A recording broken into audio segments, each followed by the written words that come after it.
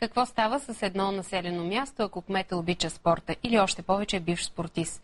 Отговорът е логичен, строят се зали. Приятно ми е да ви представя гостът ни днес Аспарух Аспарухов, бивш волейболен национал, настоящ кмет на Божурище. Здравейте и добре дошъл. Здравейте. Аз го казах още в началото, в анонса. Жителите на Божурище вероятно са имали много други очаквания, но включихте ли това, че ще строите зали и харесва ли на тях? Разбира се, че на нашите съграждани се харесва това нещо, което правиме. Абсолютно съм убеден, че в основата за развитието на една личност присъства спорта. Така че смятам, че в нашата община това, което направихме през тези 2 години и половина вече, е нещо, което е харесвано от всички хора в града. И мисля, че не само от тях. Смятам, че даваме още една възможност за развитие на нас, разбира се, и на нашите деца, а пък защо пък и не на поколенията, което говори само по себе си, че имаме и сериозен поглед в бъдещето. Вие сте добър пример и в друго отношение и обичаме ние да ги споменаваме на нашите зрители, които също обичат спорта, че сте добра реализация след спорта. Може би и факта, че имате друго образование, икономическо, нещо различно от тези, които подготвят спортисти. Със сигурност това нещо помага, но аз като човек от бизнеса, преди да започна да работя тази работа, като работя в момента и на кмет на община Божурище, мога така с гордост да кажа, че тази ни работа днес е работа безкрайно достойна и работа, която носи наслада не само на нас, а и на хората, които се възползват от благата, които реално правим.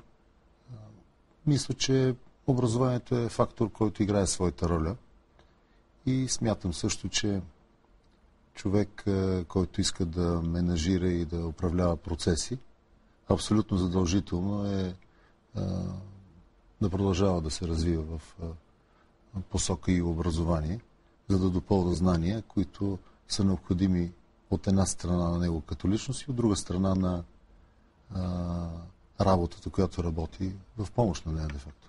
Да се върнем съвсем за кратко, друга е темата на нашия разговор, съвсем накратко към волейболната ви кариера. Кои са миговете, които помните и нещата, които са ви останали? Как да кажа, аз волейболната ми кариера беше прекъснато една много сериозна травма.